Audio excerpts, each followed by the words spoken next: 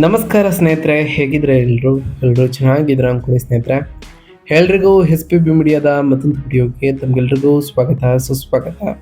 ಸ್ನೇಹಿತರೆ, ಈ 2026ರ ಈ ಒಂದು ವರ್ಷದಲ್ಲಿ ಜೂನ್ 21ರ ನಂತರ ಮಕರ ರಾಶಿಯವರ ಭವಿಷ್ಯ ಹೇಗಿರಲಿದೆ, ಈ ಜೂನ್ ತಿಂಗಳಿನಲ್ಲಿ ಉಂಟಾಗ್ತಿರುವಂತಹ ಗ್ರಹ ಸಂಚಾರದ ಬದಲಾವಣೆಯು ಈ ರಾಶಿಯವರ ಜೀವನದಲ್ಲಿ ಏನೆಲ್ಲ ಬದಲಾವಣೆಗಳನ್ನು ತರಲಿದೆ, ಅದರಲ್ಲೂ ನಿಮ್ಮ ಜೀವನದ ವಿವಿಧ ಅಂಶಗಳಾದಂತಹ ವೃತ್ತಿಯಾಗಿರ್ಬೋದು, ವೈವಾಹಿಕ ಜೀವನ, ಆರ್ಥಿಕ ಸ್ಥಿತಿ, ಕೌಟುಂಬಿಕ ಜೀವನ, ನಿಮ್ಮ ಆರೋಗ್ಯ ಮತ್ತು ಶಿಕ್ಷಣಕ್ಕೆ ಸಂಬಂಧಪಟ್ಟಂತೆಯೇ ಏನೆಲ್ಲ ಬದಲಾವಣೆಗಳನ್ನು ಈ ಜೂನ್ 21ರ ನಂತರ ಕಂಡಿದ್ದೀರಿ, ಯಾವುದರಲ್ಲಿ ಶುಭವಾಗಲಿದೆ, ಯಾವುದರಲ್ಲಿ ಬಹಳ ಎಚ್ಚರಿಕೆಯನ್ನು ವಹಿಸಬೇಕು, ಇರುವಂತಹ ಸಮಸ್ಯೆಗಳಿಗೆ ಏನೆಲ್ಲ ಪರಿಹಾರಗಳನ್ನು ಮಾಡಿದ್ರೆ ಒಳ್ಳೆಯದು ಎಂಬುದರ ಸಂಪೂರ್ಣ ಮಾಹಿತಿಯನ್ನು ಇದೇ ವಿಡಿಯೋದಲ್ಲಿ ತಿಳಿಸ್ಕೊಡ್ತಾ ಹೋಗ್ತೇನೆ ಸ್ನೇಹಿತರೆ.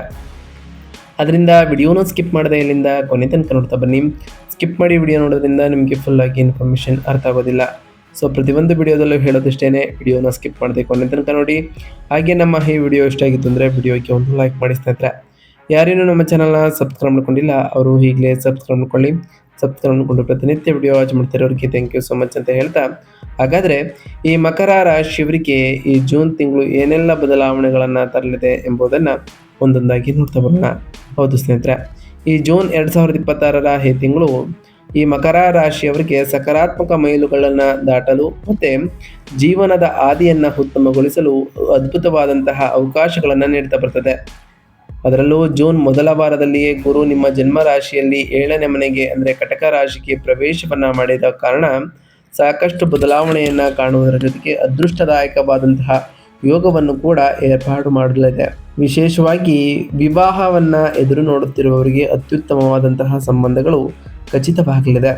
ಉದ್ಯಮಿಗಳಿಗೆ ಇದು ಲಾಭದ ಮಳೆ ಸುರಿಸುವ ಸುವರ್ಣ ಕಾಲ. ಈ ರಾಶಿಯವರಿಗೆ ವೃತ್ತಿ ಕ್ಷೇತ್ರದಲ್ಲಿ ನಿಮ್ಮ ಪ್ರಾಬಲ್ಯ ಹೆಚ್ಚಾಗಲಿದ್ದು ಮೇಲಾಧಿಕಾರಿಗಳ ಸಂಪೂರ್ಣ ಬೆಂಬಲವೂ ಕೂಡ ಸಿಗಲಿದೆ. ಈ ತಿಂಗಳ 2ನೇ ವಾರದಲ್ಲಿ ಆತುರದ ನಿರ್ಧಾರಗಳನ್ನು ತಪ್ಪಿಸ್ತಾ ಬಂದರೆ ಶಾಂತಿಯನ್ನು ಕಾಯ್ದುಕೊಳ್ಳುವುದು ಈ ರಾಶಿಯವರಿಗೆ ಅಗತ್ಯವಾಗಿರಲಿದೆ ಅಂತಲೇ ಹೇಳ್ಬೋದು. ಹಾಗಾದರೆ ಈ ಜೂನ್ ತಿಂಗಳಿನಲ್ಲಿ ಈ ಮಕರ ರಾಶಿಯವರಿಗೆ ಇದ್ದಂತಹ ಪ್ರಮುಖ ಗ್ರಹ ಸಂಚಾರಗಳೇನು ಎಂಬುದನ್ನು ನೋಡ್ತಾ ಬರೋದಾದರೆ, ಮೊದಲನೇದಾಗಿ ಗುರುಗ್ರಹದ ವಿಚಾರಕ್ಕೆ ಬಂದುಬಿಡೋಣ. 7ನೇ ಮನೆಯ ಉಚ್ಚ ಸ್ಥಾನದಲ್ಲಿ ಜೂನ್ 2ರಂದೇ ಆಲ್ರೆಡಿ ಪ್ರವೇಶವನ್ನು ಮಾಡಿರ್ತಕ್ಕಂತಹ ಗುರುವು ನಿಮಗೆ ವಿವಾಹ ಯೋಗವನ್ನು ತರಲಿದ್ದು ವ್ಯಾಪಾರ ವಿಸ್ತರಣೆಯಾಗಲಿದೆ. ಸಮಾಜದಲ್ಲಿ ಉನ್ನತ ಗೌರವ ಮತ್ತು ಕುಟುಂಬ ಸಾಮರಸ್ಯ ಹೆಚ್ಚಾಗಲಿದೆ ಅಂತಲೇ ಹೇಳ್ಬೋದು. ಇನ್ನು ಶುಕ್ರ ಗ್ರಹದ ವಿಚಾರಕ್ಕೆ ಬರೋದಾದರೆ, 7ನೇ ಮನೆಯಲ್ಲಿ ಜೂನ್ 8ರಿಂದ ಆಲ್ರೆಡಿ ಪ್ರವೇಶವನ್ನು ಮಾಡಿರತಕ್ಕಂತಹ ಶುಕ್ರನು ಗುರುವಿನೊಂದಿಗೆ ಸಂಯೋಜನೆಯನ್ನು ಉಂಟು ಮಾಡೋ ಕಾರಣ ವೃತ್ತಿಪರ ಮನ್ನಣೆಯನ್ನು ಕಾಣಲಿದ್ದೀರಿ. ಕಲಾವಿದರಿಗೆ ದೊಡ್ಡ ಅವಕಾಶಗಳು ಮತ್ತು ಐಷಾರಾಮಿ ಜೀವನ ಶೈಲಿಯನ್ನು ಈ ಶುಕ್ರನ ಸಂಚಾರವು ತರಲಿದೆ. ಇನ್ನು ಸೂರ್ಯಗ್ರಹದ ವಿಚಾರಕ್ಕೆ ಬರೋದಾದರೆ, 6ನೇ ಮನೆಗೆ ಜೂನ್ 15ರಂದು ಮಿಥುನ ರಾಶಿಯಲ್ಲಿ ಆಲ್ರೆಡಿ ಪ್ರವೇಶವನ್ನು ಮಾಡಿರ್ತಕ್ಕಂತಹ ಸೂರ್ಯನು ಶತ್ರುಗಳ ಮೇಲೆ ವಿಜಯವನ್ನು ತರಲಿದ್ದು ವೃತ್ತಿ ಜೀವನದಲ್ಲಿ ಅಧಿಕಾರ ಸ್ಥಾಪನೆ ಮತ್ತು ಅಡೆತಡೆಗಳ ನಿವಾರಣೆಯನ್ನು ಮಾಡಲಿದ್ದಾರೆ.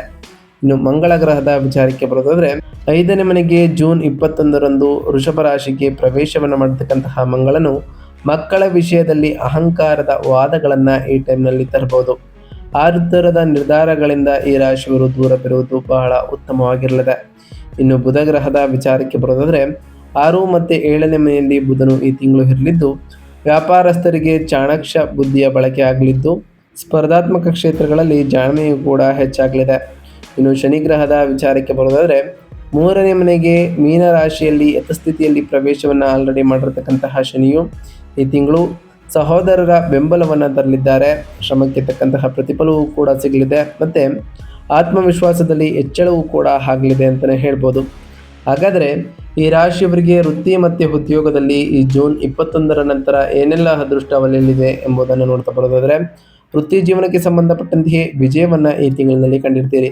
ಏಕೆಂದರೆ ಜೂನ್ 15ರಂದು ಸೂರ್ಯನು ನಿಮ್ಮ 6ನೇ ಮನೆಯಾದ ಶತ್ರು ಮತ್ತು ಅಡೆತಡೆಗಳ ಸ್ಥಾನವನ್ನು ಆಲ್ರೆಡಿ ಪ್ರವೇಶವನ್ನು ಮಾಡಿರೋ ಕಾರಣ ಇದು ನಿಮ್ಮ ವೃತ್ತಿಪರ ವಿರೋಧಿಗಳು ಮತ್ತು ಪ್ರತಿಸ್ಪರ್ಧಿಗಳು ನಿಮ್ಮ ಮುಂದೆ ಮಂಡಿಯೂರುವಂತೆ ಮಾಡ್ತದೆ.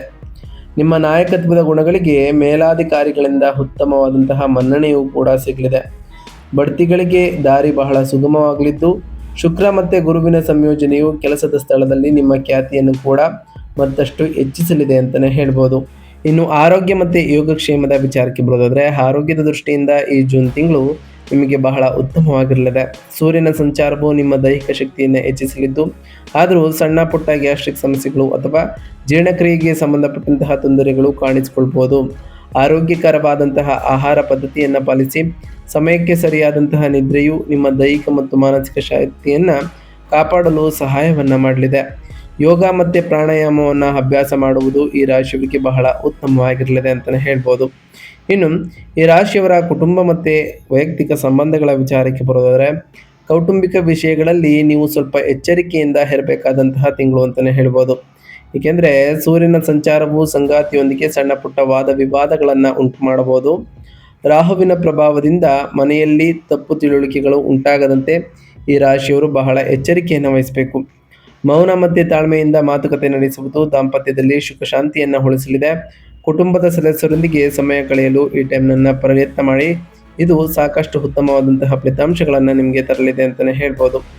ಇನ್ನು ಈ ರಾಶಿಯವರಿಗೆ ಸಂಬಂಧಪಟ್ಟಂತೆ ಆರ್ಥಿಕ ಸ್ಥಿತಿ ಮತ್ತು ಸಂಪತ್ತಿನ ವಿಚಾರಕ್ಕೆ ಬರೋದಾದರೆ, ಆರ್ಥಿಕವಾಗಿ ಇದು ಸ್ಥಿರವಾದಂತಹ ಉತ್ತಮವಾದಂತಹ ತಿಂಗಳು ಅಂತಲೇ ಹೇಳ್ಬೋದು. 11ನೇ ಮನೆಯ ಅಧಿಪತಿಯಾದಂತಹ ಮಂಗಳನ ಪ್ರಭಾವವು ನಿಮ್ಮ ಆದಾಯದ ಮೂಲಗಳಿಗೆ ಬಲಪಡಿಸಲಿದೆ ಅಂತಲೇ ಹೇಳ್ಬೋದು. 2ನೇ ಮನೆಯಲ್ಲಿ ರಾಹುವಿನ ಉಪಸ್ಥಿತಿಯು ಕೂಡ ಇರುವ ಕಾರಣ ಹಣಕಾಸಿನ ವ್ಯವಹಾರಗಳಲ್ಲಿ ಬಹಳ ಜಾಗರೂಕರಾಗಿ ಇರಿ.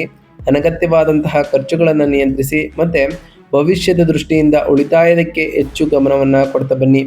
ದೊಡ್ಡ ಮೊತ್ತದ ಸಾಲ ಅಥವಾ ಹೂಡಿಕೆ ಮಾಡುವ ಮುನ್ನ ಅನುಭವಿಗಳ ಸಲಹೆಯನ್ನು ಪಡೆಯುವುದು ಕೂಡ ಈ ರಾಶಿಯವರಿಗೆ ಉತ್ತಮವಾಗಿರಲಿದೆ. ಇನ್ನು ಈ ರಾಶಿಯವರ ವ್ಯಾಪಾರ ಮತ್ತು ಸ್ವಯಂ ಉದ್ಯೋಗದ ವಿಚಾರಕ್ಕೆ ಬರೋದಾದರೆ, ವ್ಯಾಪಾರಸ್ಥರಿಗೆ ಇದು ಲಾಭದಾಯಕವಾದಂತಹ ತಿಂಗಳು ಅಂತಲೇ ಹೇಳ್ಬೋದು. ಜೂನ್ 2ರಂದು ಗುರುವು ನಿಮ್ಮ 7ನೇ ಮನೆಯಲ್ಲಿ ಉಚ್ಚ ಸ್ಥಾನವನ್ನು ಪಡೆದುಕೊಂಡಿರೋದರಿಂದ ನಿಮ್ಮ ವ್ಯಾಪಾರವನ್ನು ವಿಸ್ತರಿಸಲು ಮತ್ತು ಹೊಸ ಗ್ರಾಹಕರನ್ನು ಸೆಳೆಯಲು ಅತ್ಯಂತ ಉತ್ತಮ ಸಮಯ ಅಂತಲೇ ಹೇಳ್ಬೋದು. ನೀವು ಆರಂಭಿಸುವಂತಹ ಹೊಸ ಯೋಜನೆಗಳು ಭವಿಷ್ಯದಲ್ಲಿ ಉತ್ತಮ ಆದಾಯವನ್ನು ನೀಡಲಿದೆ. ಪಾಲುದಾರಿಕೆ ವ್ಯವಹಾರಗಳಲ್ಲಿ ಪಾರದರ್ಶಕತೆಯನ್ನು ಈ ರಾಶಿಯವರು ಕಾಯ್ದುಕೊಳ್ಬೇಕು. ಇದು ನಿಮ್ಮ ಬಾಂಧವ್ಯವನ್ನು ಮತ್ತಷ್ಟು ಬಲಪಡಿಸಲಿದೆ ಅಂತಲೇ ಹೇಳ್ಬೋದು. ಇದರಿಂದ ಸಾಕಷ್ಟು ಬದಲಾವಣೆಗಳನ್ನು ಕೂಡ ಕಾಣಲಿದ್ದೀರಿ.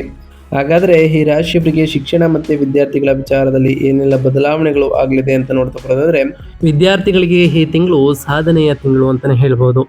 ಸ್ಪರ್ಧಾತ್ಮಕ ಪರೀಕ್ಷೆಗಳಿಗೆ ತಯಾರಿ ನಡೆಸುವಂತಹವರಿಗೆ ಉತ್ತಮವಾದಂತಹ ಫಲಿತಾಂಶಗಳು ದೊರೆಯಲಿದೆ. ಸೂರ್ಯ ಮತ್ತು ಮಂಗಳನ ಪ್ರಭಾವದಿಂದಾಗಿ ನಿಮ್ಮ ಏಕಾಗ್ರತೆಯು ಕೂಡ ಹೆಚ್ಚಾಗಲಿದೆ. ಕಠಿಣ ವಿಷಯಗಳನ್ನು ಅರ್ಥ ಮಾಡಿಕೊಳ್ಳಲು ನೀವು ಪ್ರಯತ್ನಶೀಲರಾಗಿರ್ತೀರಿ. ವಿದ್ಯಾಭ್ಯಾಸದಲ್ಲಿ ಬರುವಂತಹ ಅಡೆತಡೆಗಳನ್ನು ನೀವು ಧೈರ್ಯದಿಂದ ಎದುರಿಸಲಿದ್ದೀರಿ ಅಂತಲೇ ಹೇಳ್ಬೋದು. ಇದರಿಂದ ಸಾಕಷ್ಟು ಬದಲಾವಣೆಗಳನ್ನು ಈ ರಾಶಿಯವರು ಕಾಣಲಿದ್ದೀರಿ. ಹಾಗಾದರೆ ಈ ಜೂನ್ 21ರ ನಂತರ ಈ ರಾಶಿಯವರು ಮಾಡಬೇಕಾಗಿರುವಂತಹ ಸರಳ ಪರಿಹಾರಗಳೇನು ಅಂತ ನೋಡ್ತಾ ಬರೋದಾದರೆ, ಗ್ರಹಗಳ ಅನುಕೂಲಕರವಾದಂತಹ ಫಲಗಳನ್ನು ಪಡೆಯಲು ನಾವು ತಿಳಿಸ್ಕೊಡುವಂತಹ ಸರಳ ಪರಿಹಾರಗಳನ್ನು ಮಾಡ್ತಾ ಬನ್ನಿ. ಮೊದಲನೇದಾಗಿ, ಉಚ್ಚಸ್ಥಾನದಲ್ಲಿ ಗುರುವಿನ ಪೂರ್ಣ ಆಶೀರ್ವಾದಕ್ಕಾಗಿ ಪ್ರತಿ ಗುರುವಾರದಂದು ವಿಷ್ಣು ದೇವಸ್ಥಾನಕ್ಕೆ ಭೇಟಿ ನೀಡಿ. ಹಾಗೆ ಪ್ರತಿ ಗುರುವಾರ ವಿಷ್ಣು ಸಹಸ್ರನಾಮವನ್ನು ಪಠಿಸ್ತಾ ಬನ್ನಿ ಸ್ನೇಹಿತರೆ. ಕೆಲಸದಲ್ಲಿನ ಅಡೆತಡೆಗಳನ್ನು ನಿವಾರಿಸಲು ಪ್ರತಿದಿನ ಬೆಳಗ್ಗೆ ಸೂರ್ಯದೇವರಿಗೆ ನೀರಿನ ಆರ್ಘ್ಯವನ್ನು ನೀಡಿ.